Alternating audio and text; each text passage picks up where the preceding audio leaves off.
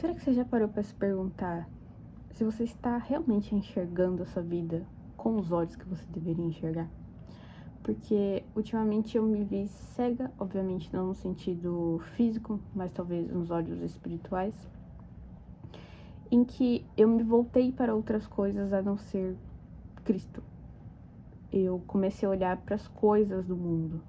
Então eu comecei a olhar para dinheiro, para bens materiais, para uma casa melhor, para roupas melhores, para um corpo melhor, para um trabalho melhor.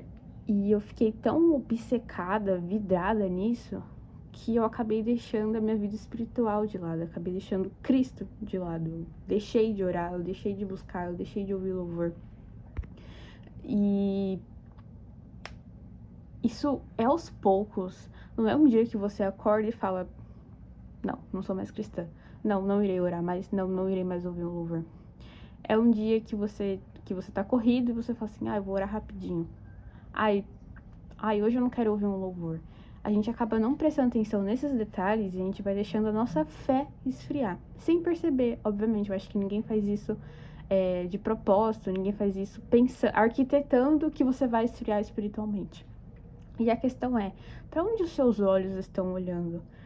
Para você, é prioridade você ter um status social, é prioridade você ter um carro melhor, uma casa melhor, ou realmente agradar a Cristo? Porque eu me vi nessa situação de pensar uma vida melhor, mas não uma vida com Cristo. Não é como se eu negasse a Cristo com as minhas palavras, mas eu neguei a Cristo com as minhas atitudes.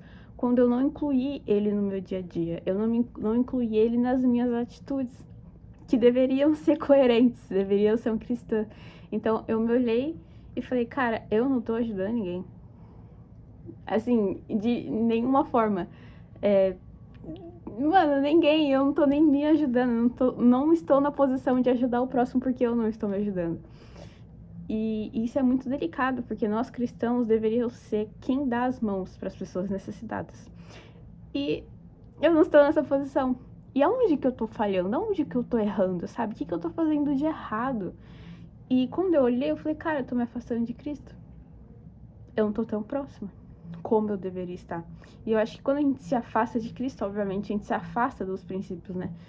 E a Bíblia fala que quem conhece a Cristo, né? Não peca porque conhece a Cristo, entendeu? Cristo, ele comove, né? Ele constrange a gente. Então, aos poucos, a gente vai deixando, né? De cometer certos pecados por amor a Ele. Muitas vezes até é inconsciente, né? O tempo vai passando e você vai considerando certas práticas erradas e você nem faz mais, você nem cogita em fazer. Porque você está perto de Cristo. O Espírito Santo, ele fala pra você que tem algo de errado naquilo e você não faz.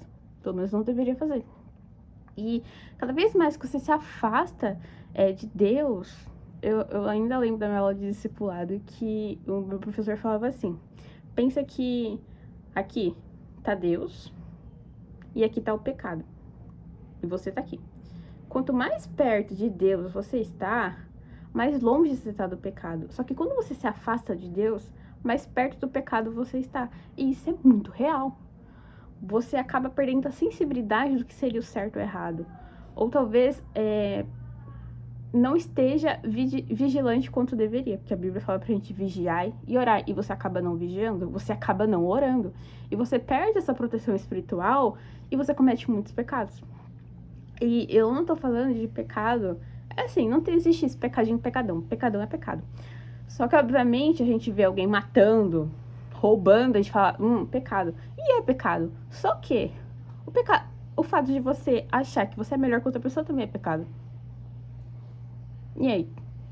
O que acontece, sabe? É a mesma coisa, é o mesmo pecado. E eu acho que você nutrir certos pecados sem perceber que é um pecado é um erro gigantesco também. Porque vai criando entranhas os pecados, sabe? Vai dando origem a outros pecados. E o inimigo, ele se aproveita disso, se aproveita de brechas. E aí você tá dando a brecha de não tá orando, não tá vigiando, ele vai se instalando. E quando você vê, ele já tá, não é mais oficina, é uma manufatura, sabe? Ele tá criando filiais e outras coisas. E você precisa ter esses olhos despertos para você enxergar que a maior parte das coisas que acontecem na nossa vida é espiritual. é um reflexo, sabe? Eu lembro que antes de eu me tornar cristã, eu sempre gostei de filosofia e teorias filosóficas, etc. E eu lembro da minha professora do ensino médio explicando as teorias de Platão, Aristóteles, etc. Eu acho que é Platão, mas eu não tenho certeza. Que falava que tinha um mundo ideal e um mundo físico. O mundo ideal é onde as coisas perfeitas aconteciam, né? E aqui na Terra, né, o mundo físico seria uma reflexão daquilo que aconteceu. Então, primeiro acontecia desse mundo ideal, o que acontecia aqui era reflexo desse mundo. E, cara, não sei se é Platão ou Aristóteles, mas eu acho que é Platão, porque ele tinha essa pegada mais assim, metafísica. Ele tava certo. É um mundo espiritual. As coisas que acontecem aqui no material são reflexos do mundo espiritual, entendeu? E a gente aqui, nesse plano, a gente consegue interferir no mundo espiritual, entendeu? E o mundo espiritual interfere em nós, e assim, vice-versa, entendeu? É uma ação e reação. Então, se você não está protegido, se você não está preparado, se você não está vigilante, você cai, você peca, você erra e você se afasta de Deus. E, como eu disse, esse afastamento de Deus não é do nada, é aos poucos, e quando você vê, você já tá muito longe dele. E eu digo isso como uma cristã recém-convertida, sabe? Porque é um pouco difícil, pra mim, em particular, a constância. Mas não é só constância em ser cristã, é constância em qualquer outra coisa da minha vida. Independente do que seja. Pra mim, é uma dificuldade, não sei, é um desafio. Pronto, um desafio, né? Gourmetizar as paradas. E é isso que também eu sinto que o inimigo faz.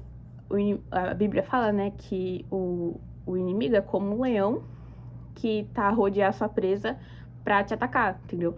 E é exatamente isso que o inimigo faz. Ele te rodeia, ele observa os seus pontos fracos, ele observa suas inseguranças, seus medos, ele vai instalando dúvida, porque o inimigo, ele sempre age da mesma forma. Ele instala dúvidas na sua cabeça. Principalmente em relação a Deus, as coisas que Deus tem pra você, as coisas que Deus fez por você, entendeu? A mesma coisa lá pra Eva, entendeu? Ele não chegou com mentiras, entendeu? Tipo, o diabo, embora ele seja o pai da mentira, ele não vai deixar escancarado na sua cara que é uma mentira. Ele vai distorcer a verdade, ele vai tentar distorcer, entendeu? Ele vai implantar o quê? Dúvida. Foi isso que ele fez lá no Jardim do Éden. Ele implantou dúvida. Será mesmo que você morre se você comer? Ele jogou uma verdade e distorceu a verdade com uma dúvida. E é isso que o inimigo faz, entendeu? Então, ele ataca a sua insegurança, ataca o seu medo, e se você não estiver firme, se você não estiver forte em Cristo, você cai, você cede. Porque quando a gente fala de uma armadura espiritual, né, tipo, que é falado em Efésios 5, obviamente não é uma armadura física, é uma armadura espiritual, é uma armadura mental, é você se blindar do que chega até você. Pois esse pensamento é de Cristo, é do Espírito Santo, é um pensamento bom?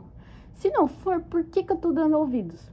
Por que eu tô alimentando esse tipo de coisa que chega até mim? Entendeu? É preciso ouvir e dispensar. Ouvir e dispensar. Porque se não for bom, você quer pra quê? Se não for bom, é de Cristo? Te edifica de alguma forma? Não. Edifica o próximo? Não. Então, fora.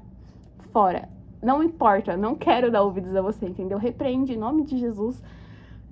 Pensa em outra coisa. Começa a cantar um louvor, ler a palavra, qualquer coisa. Mas não dá ouvidos a vozes negativas que chegam até você. Porque, 99,9 das vezes não é você.